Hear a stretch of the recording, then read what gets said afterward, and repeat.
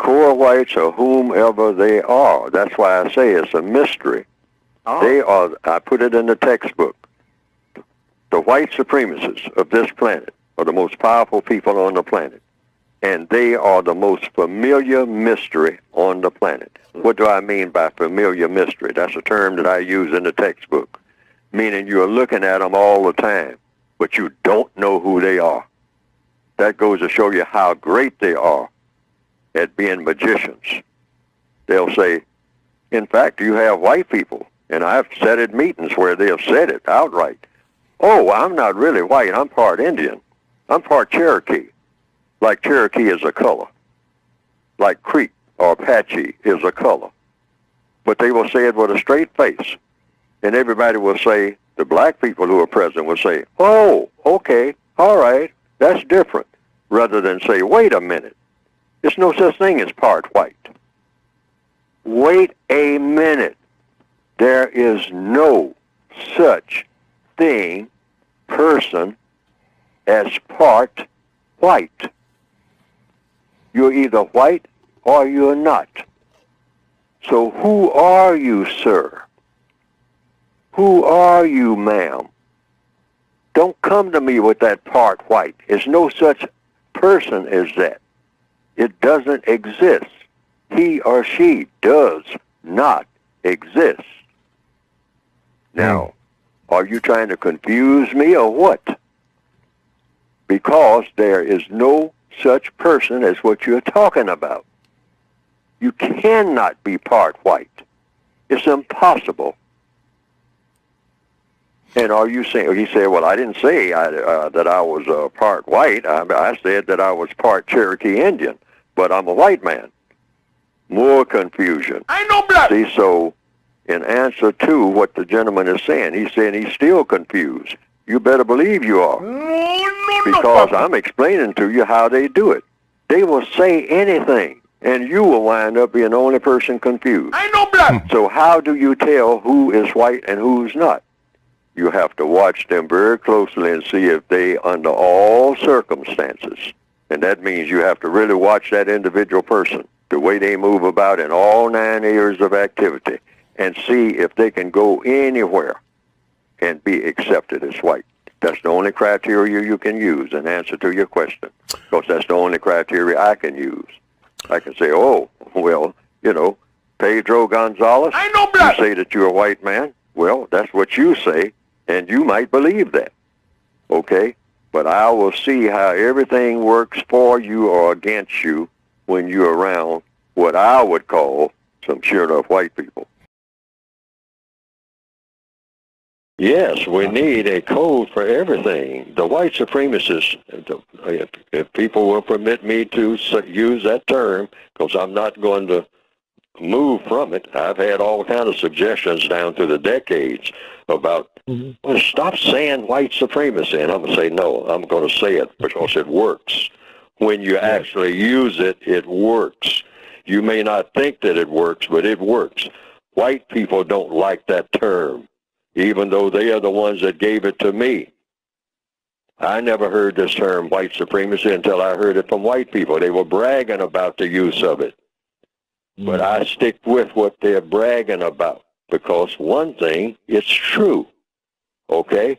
Supreme just means a person can tell me what to do, and I don't know what to do about it, and I don't want to do it. But I still have to do it, because I don't know what to do about it. That's all supreme means. Okay, and if you base that on being white, and you're able to pull it off, then that's true. Now, I say in order to solve a problem, you first have to recognize it is a problem, even though the problem is more powerful than I am. I can't walk around in jail saying I'm not a prisoner because it makes me feel better. Many black people want to feel better instantly. That is natural. I fully understand that. But if you're a prisoner of war and you decide while you're a prisoner, you know what? I'm going to stop calling myself a prisoner. I'm going to say that I'm a king. I ain't no prisoner. I'm a king. And that warden, he's the prisoner. Look, he's on the other side of the bars. See? So he's my prisoner. I got him in jail. That's why he's here. He's right here with me. And so that makes me feel better. Sure, that's a big temptation, but that doesn't motivate you to tear down them prison walls. See what I mean? Because that's what I'm trying to get to do. And that takes some courage, and that takes admission of the truth that we have been beaten. We're not just walking around doing whatever we want to do, the black people of this planet. We have already been beaten.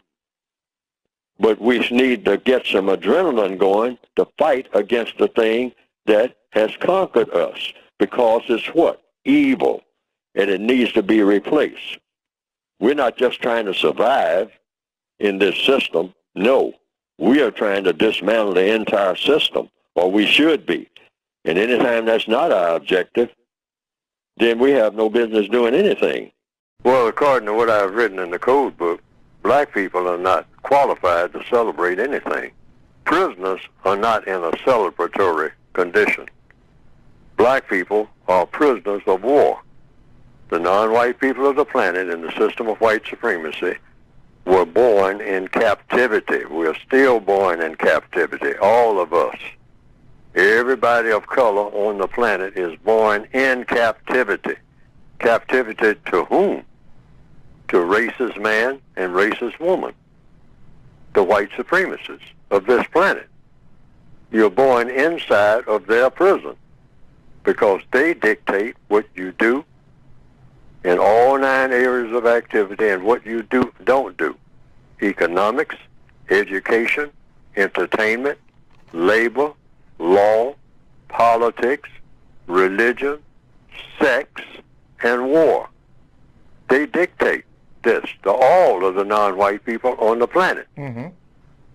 And so you have to think, speak, and act according to what they allow you to do. So you're in prison. And so you're not, prisoners are not qualified. They can go ahead and do it, but you're not qualified to celebrate anything. But the white supremacists love for their prisoners to celebrate everything, including being in prison. Celebrate that. Yeah. Okay? Have fun.